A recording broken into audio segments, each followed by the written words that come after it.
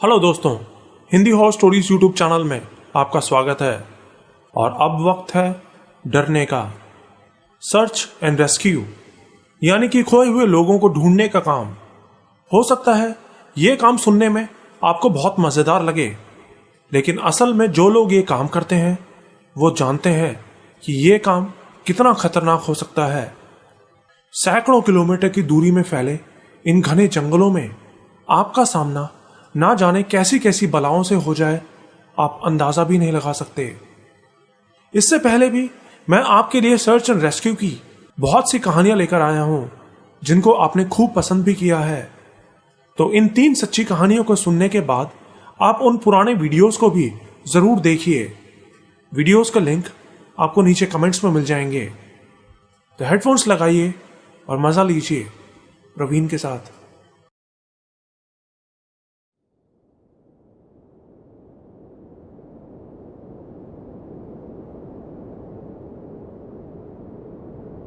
Forest ranger का काम करते हुए अजीब अजीब चीजों से तो मेरा सामना होता ही रहता था, लेकिन फिर भी मुझे कभी भी भूत प्रेत जैसी चीजों पर विश्वास नहीं हुआ था।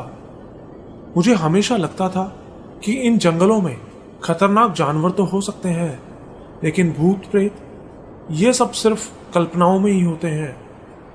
लेकिन उस रात जंगल में काम करते हुए मेरे साथ जो हुआ, उसने मेरी ये सोच बदल के रख दी। वो शाम का टाइम था जब जंगल में घूमने आए कुछ लड़कों ने मुझे बताया कि उनका एक दोस्त जंगल में खो गया है। देखने में तो वो कॉलेज के लड़के लग रहे थे, ज्यादा छोटे नहीं थे, इसलिए ऐसा भी नहीं हो सकता था कि उनका दोस्त गलती से इधर उधर चला गया हो। उन्होंने बताया कि वो दोपहर से अपने दोस्त को ढूंढने की कोशिश कर रहे हैं, लेकिन वो नहीं मिला। जंगल में खोने की रिपोर्ट मिल जाने के बाद उसको ढूंढना अब हमारा काम था। उन्होंने बताया कि वो लोग आगे एक पहाड़ी पर हाइकिंग कर रहे थे। उन्होंने मुझे उस तरफ इशारा करके बताया जहां वो लोग मौजूद थे। मैंने उनको समझाया कि जंगल में रास्ता भटकना बहुत ही आम बात है।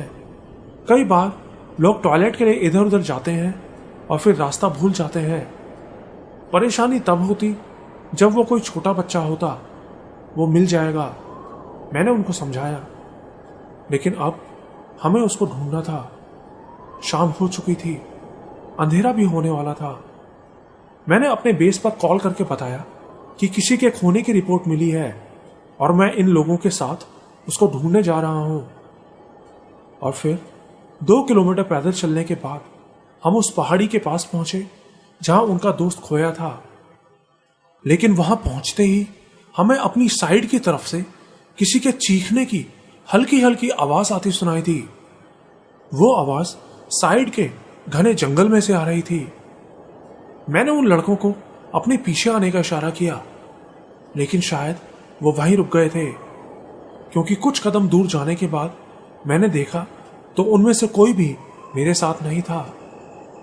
खैर, आगे गया तो मुझे फिर से किसी की आवाज सुनाई दी। कोई मदद के लिए चिल्ला रहा था। मुझे समझते देर नहीं लगी कि यह वही लड़का है। मैं आवाज के पीछे पीछे जाने लगा। अब मैं जंगल के एक बहुत ही घने इलाके में आ चुका था, इसलिए कुछ भी ठीक से दिखाई नहीं दे रहा था। मैं ध्यान से एक एक कदम रखते हुए आगे बढ़ता गया। वो आवाज मेरे करीब और करीब होती जा रही थी। जिस तरह से वो चीखने की आवाज आ रही थी, साफ पता चल रहा था कि वो बहुत दर्द और परेशानी में है और उसको जल्द से जल्द बचाने की जरूरत है। अब मैं आपको बताऊं कि मैं उस आवाज से महज 8 से 10 कदम की दूरी पर ही होऊंगा कि वो आवाज अचानक से आना बंद हो गई। मैंने इधर उधर बहुत देखा, लेकिन कोई दिखाई नहीं दिया। ना ही वहां किसी के आने का कोई निशान मुझे मिला। लेकिन तभी मुझे एक बहुत ही अजीब चीज दिखाई दी। मैंने देखा कि वहां एक बहुत ही ऊंचा पेड़ लगा था और ठीक उस पेड़ के नीचे एक खोपड़ी रखी हुई थी। मैंने देखते ही पहचान लिया कि यह किसी इंसान की खोपड़ी है, लेकिन जिस जगह वो खोपड़ी रखी हुई थी, ठीक उसी जगह से तो अभी कुछ सेकंड्स पहले मुझे किसी के चिल्लाने की आवाज आ रही थी। मेरा तो दिमाग ही चकरा गया। मैंने उसी वक्त अपने बेस पर कॉल किया और बताया कि मुझे जंगल में इंसानी खोपड़ी मिली है। तो हमारी पूरी टीम जंगल में पहुंच गई। जो लड़का जंगल में खो गया था वो भी सही सलामत ढूंढ लिया गया। असल में वो रास्ता भटक के किसी दूसरी दिशा में ही चला गया था। लेकिन सबसे बड़ा सवाल ये था कि ये खोपड़ी किसकी है और मुझे आवाज कौन दे रहा था। फॉरेंसिक इन्वेस्टिगेशन करने पर पता चला कि वो खोपड़ी एक 39 साल के आदमी की थी जो 3 साल पहले जंगल में घूमने आया था और खो गया था। उस पेड़ के नीचे और आसपास की जमीन को खोद के भी चेक किया गया, लेकिन उसकी बॉडी का कोई दूसरा हिस्सा वहां नहीं मिला। ना ही उसके कपड़े और सामान वगैरह में से कुछ मिल सका। ऊपर से एक और अजीब बात यह थी कि ये 39 साल का आदमी तो जंगल के एक दूसरे हिस्से में खोया था और उसकी खोपड़ी का यहां मिलना अपने आप में बहुत अजीब बात थी। वो खोपड़ी पेड़ के नीचे बिल्कुल ऐसे रखी थी जैसे किसी ने हाथों से उठा के उसको वहां रखा हो। सब कुछ बहुत अजीब था। उस दिन मुझे पहली बार ये बात समझ आई थी कि इस दुनिया में बहुत सी ऐसी चीजें भी हैं जो हमारी समझ से परे हैं।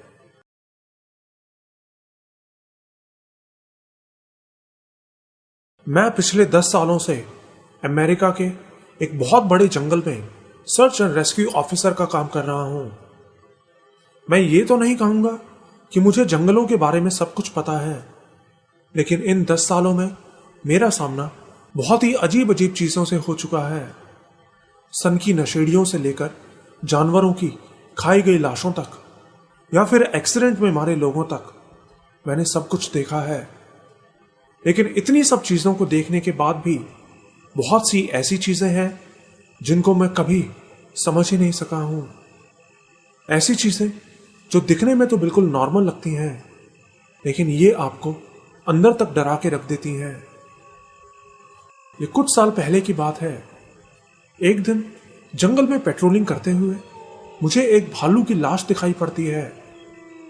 जंगल में जानवरों की लाश मिलना मेरे लिए कोई नई बात नहीं थी, लेकिन ये लाश अलग थी। वो भालू कच्चे रास्ते के बिल्कुल बीच में पड़ा था और उसकी छाती में एक लंबा सा छेद हो रखा था, जैसे कि किसी ने उसकी छाती में बहुत जोर से कोई वार किया हो और एक झटके से उसके अंदर से सब कुछ बाहर निकल के आ गया हो। उस एक बड़े से छेद के अलावा उसके पूरे शरीर में और कोई चोट नहीं लगी थी। मुझे यह समझ नहीं आ रहा था कि यह किसने किया हो सकता है। मैंने तब तो उस पर ज्यादा ध्यान नहीं दिया, लेकिन उसके अगले कुछ दिनों में ही मैंने नोटिस किया कि जंगल के उस इलाके से हिरण कम होते जा रहे थे। और ऐसा नहीं था कि कोई उनको मार के खा रहा था, क्योंकि हमें उनकी लाशें नहीं मिलती थी।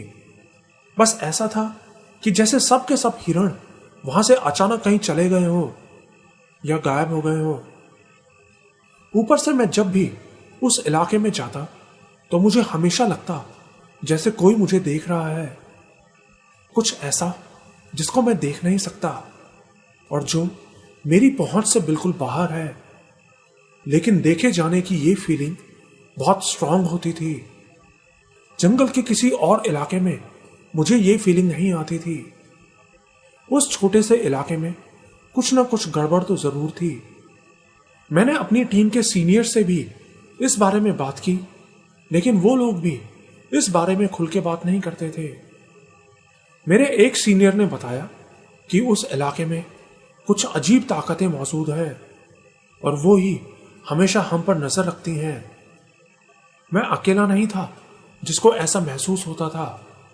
उन लोगों को भी सेम यही फीलिंग आती थी जब भी वो उस इलाके में जाते थे। मैंने उनको उस भालू के बारे में बताया तो उनको इसमें कुछ भी अजीब नहीं लगा। उन्होंने बताया कि उनका भी बहुत बार इस तरह जानवरों की अजीब लाशों से सामना हो चुका है।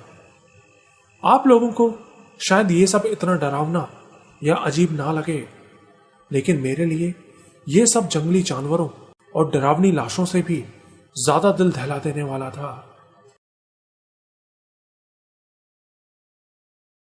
मेरे पास आपको बताने के लिए इतनी सारी कहानियां हैं कि मैं घंटों आपको अपनी कहानियां सुना सकता हूं, लेकिन आज मैं आपको एक घटना के बारे में बताने जा रहा हूं जो मेरे एक दोस्त के साथ घटी थी। अगर आप जंगलों के बारे में नहीं जानते तो बिना सोचे समझे सामान उठा के जंगल में कभी घूमने नहीं जाना चाहिए। हम जैसे सालों का एक्सपीरियंस रखने वाले फॉरेस्ट रेंजर्स भी जंगल में अकेले जाने से पहले कई बार सोचते हैं, क्योंकि इन जंगलों में ऐसी बहुत सी चीजें मौजूद हैं जो शायद एक नॉर्मल शहर में रहने वाले इंसान ने कभी सुनी भी ना हो।